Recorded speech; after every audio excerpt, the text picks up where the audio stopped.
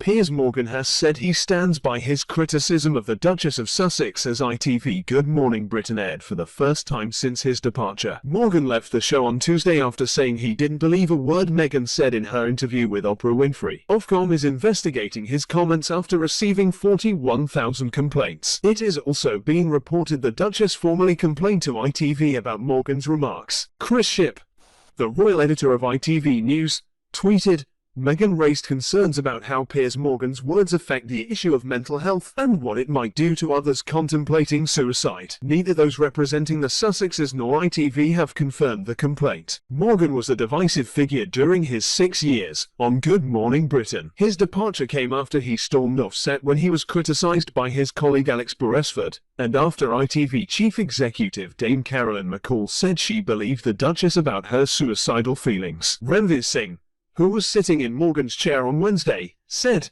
"We don't call him Marmite for nothing. It is not yet known who will be his permanent replacement on GMB." What has Piers Morgan said? In a tweet as Wednesday's program was beginning, Morgan said, "On Monday, I said I didn't believe Meghan Markle in her Oprah interview. I've had time to reflect on this opinion, and I still don't." He added, "Freedom of speech is a hill I'm happy to die on. Thanks for all the love and hate. I'm off to spend more time with my opinions." His message was accompanied by a photo of Winston Churchill with a quote about free speech. Speaking outside his London home later, the presenter described his departure as amicable, adding, "I had a good chat with ITV, and we agreed to disagree." He explained, "I believe in freedom of speech. I believe in the right to be allowed to have an opinion. If people want to believe Meghan Markle, that's entirely their right. I don't believe almost anything that comes out of her mouth, and I think the damage she's done to the British monarchy and to the Queen at a time when Prince Philip is lying in hospital is enormous and frankly contemptible. If I have to fall on my sword for expressing an honestly held opinion about Meghan Markle and the diatribe of bilge that she came out with in that interview,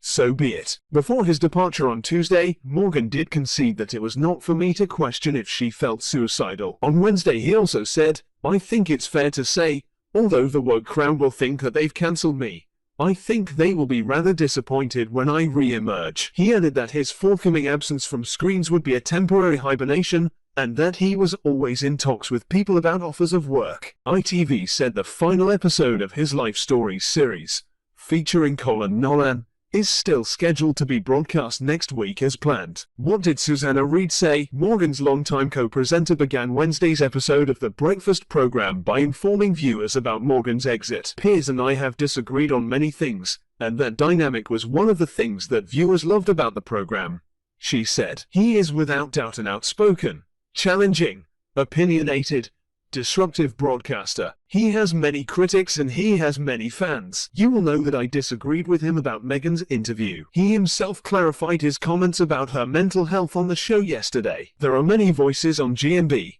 and everyone has their say. But now, Piers has decided to leave the program. Some of you may cheer, and others will boo. He has been my presenting partner, Monday to Wednesday, for more than 5 years, and during Brexit and the pandemic and other issues, he has been a voice for many of you and a voice that many of you have railed against. It is certainly going to be very different, but shows go on, and so on we go." Singh added that Morgan was a big character and acknowledged that many viewers would be gutted. What has the other reaction been? Morgan continued to split opinion on social media following his departure. While many expressed their own love or hatred of Morgan, others pointed out the huge impact he had on Good Morning Britain's viewing figures, and praised him for holding ministers to account during the coronavirus pandemic. Channel 4 News presenter Krishnan Gurumurthy said, "For all you think he gets wrong, few will be more pleased to see Piers Morgan go than government ministers who won't face him anymore." Ex-Fox News and NBC News presenter Meghan Kelly wrote on Twitter,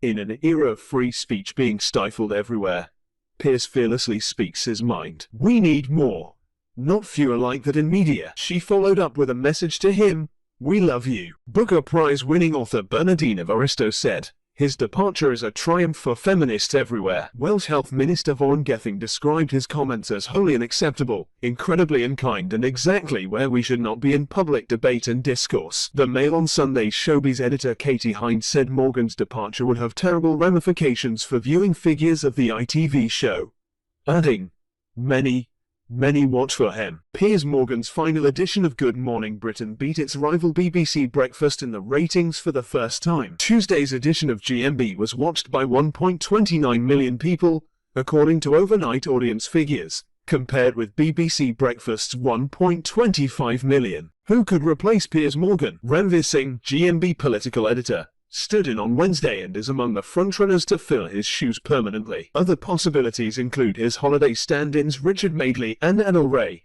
or existing GMB presenters like Ben Shepherd, Charlotte Hawkins or Alex Beresford, who was praised by many for taking Morgan to task on Tuesday. There have also been mentions for Jerry Clarkson, who currently hosts ITV Who Wants to Be a Millionaire. How the row happened. During Harry and Meghan's interview with Oprah, which was broadcast in the UK on ITV, Meghan said her mental health became so bad she didn't want to be alive anymore due to the loss of freedom she felt after joining the royal family. She said she asked for help from the palace but did not receive any. The Duchess also said an unnamed family member had asked how dark their son Archie's skin might be, something the palace has said it has taken very seriously. But the morning after the interview aired in the US, Morgan said he did not believe a word the Duchess had said. He added, "The fact he's fired up this onslaught against our royal family I think is contemptible." A total of 41,015 complaints were made to media watchdog Ofcom by 14:00 GMT on Tuesday, the second highest number of complaints in Ofcom's 17-year history. Mental health charity Mind,